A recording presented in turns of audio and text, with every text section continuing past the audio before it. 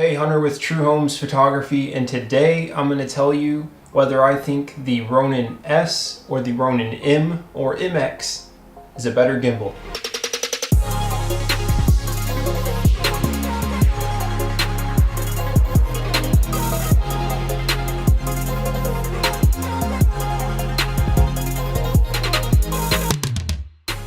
Alright, before I tell you which of these two gimbals I think is better, I think I should tell you how I shot videos before I bought a gimbal. So when I first started shooting real estate, I really wanted to do video because I've always loved shooting videos, and I didn't have the tools to do it, so I just used a pan and tilt head like most people start out with. You know, I wanted them to be better. I wanted to have the best videos that I could make. And so I bought this really cheap, like $100 slider.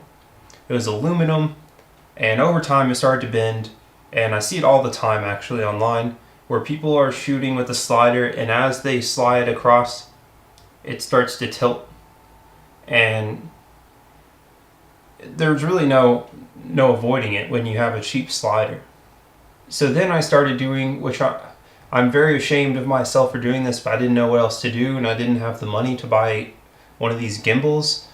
And so what I would do is I'd take my tripod, which by the way was a really cheap, like Best Buy tripod pan tilt head, and I would hang like a 5-pound sandbag from the middle of the post, and I would walk around holding that post and moving it from side to, and it was somewhat of a steady cam, other than the fact that it would constantly move all over the place because it wasn't necessarily balanced.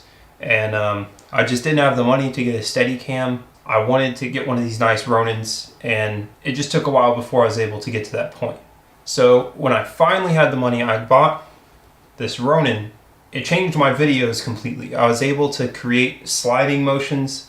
I could dolly, I could push in, I could pull out, I could do a jib motion, I could walk throughout the house, and it really took my videos up another level. Moral of the story is I bought a gimbal and I'll never turn it back. So let's go over the pros and cons of both of these systems, and we'll decide which one's better.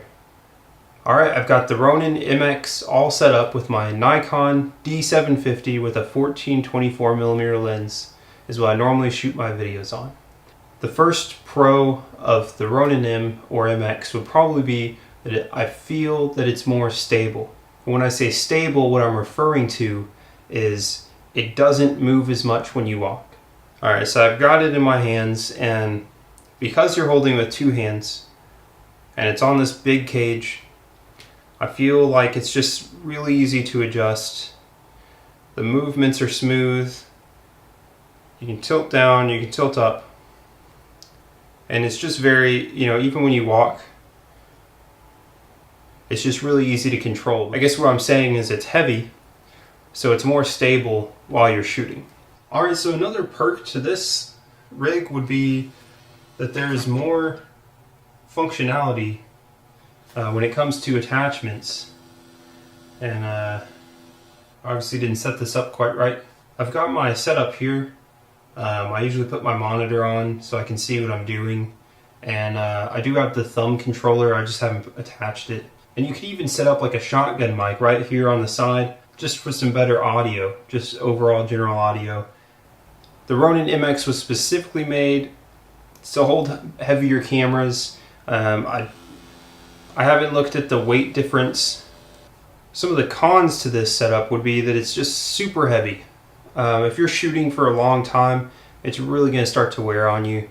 It's hard to adjust your camera settings. If you're holding this thing and you need to adjust something on my camera, I have to like switch it to this hand so I can do stuff over here. I can like do this like one-handed thing, holding on buttons and turning the dials at the same time. I mean, it's just really difficult to adjust your settings if you're going to be shooting for a while and you don't have anywhere to set this thing down. And also the setup time. Sometimes if you just can't get it stabilized quite right and it's not working with you, and you've changed your lens or something, it can take a long time, sometimes more than it's worth, especially when I'm going to shoot a house. I usually finish in about 30 minutes on a normal size house, but if it takes 20 minutes to set up, sometimes not really worth it. Alright, so let's take a look at the Ronin S. Some of the biggest differences would obviously be the size and the weight. That's the main reason that I bought the Ronin S, was because I wanted to reduce the weight, and I wanted to also just reduce the size, because sometimes when you're working with that Ronin M, it's kind of difficult to get through doorways when you're trying to hold it like this. So this was going to make it a lot easier, and the setup time is greatly reduced from what could take up to 20 minutes if you're not on a level surface to a few minutes. Another pro would be that it has this built-in stand. It's great to use for second hand, and then if you ever need to set it down, you can just put it down wherever you need. You don't have to go back to where you left your stand for the Ronin M. You just can set it down wherever you want. So right now, it probably looks like the pros of the Ronin S have greatly outweighed the pros of the Ronin M. But let's get to the cons.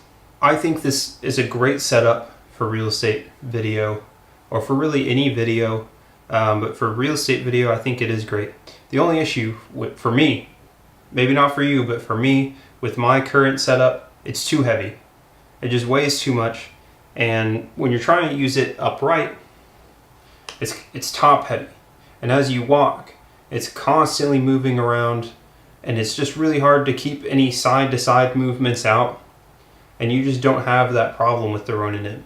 Also, another thing I didn't think about when I ordered this, when you shoot real estate video, you don't want to shoot eye level. You want to give people a lower perspective, it looks better, and you get a better floor to ceiling ratio in your video. And if you want to keep your vertical lines straight, you don't want to shoot eye level and then point down like this the whole time. And for me, being like 6'3", my eye level is much higher than some people's eye level.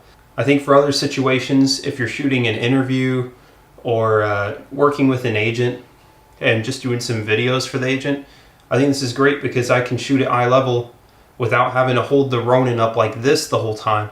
And this weighs so much less, and you can see the screen, so you don't have to actually worry about not knowing what you're shooting.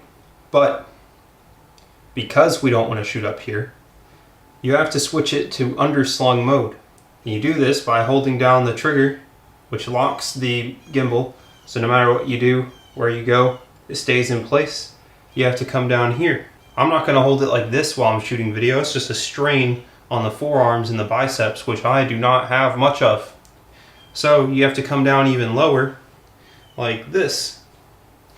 But this is kind of awkward for me, because your natural instinct is going to be to hold it straight, but you have to hold it like this. Because if I try to hold it straight up and down, I hit the lens hood. I'll show you again. Alright, so we'll reset.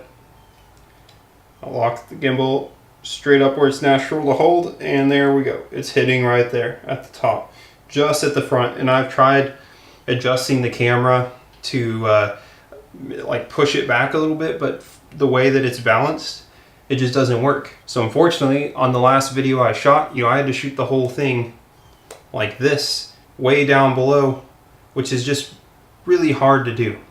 And then on top of that, there's certain maneuvers this gimbal cannot do. If you're shooting kind of in, I think what they call flashlight mode, and you try to roll and tilt at the same time, and it doesn't work. If you try to tilt this sideways, you're trying to fit between a doorway. The Ronin M doesn't have that issue because you don't have to hold this in a weird way to shoot down here. It's already down here. You have a more comfortable natural grip. So for me, this doesn't work. So in conclusion, I would say that for me, the Ronin M and the Ronin MX are still going to be my go-to real estate video setup. This Ronin S is great.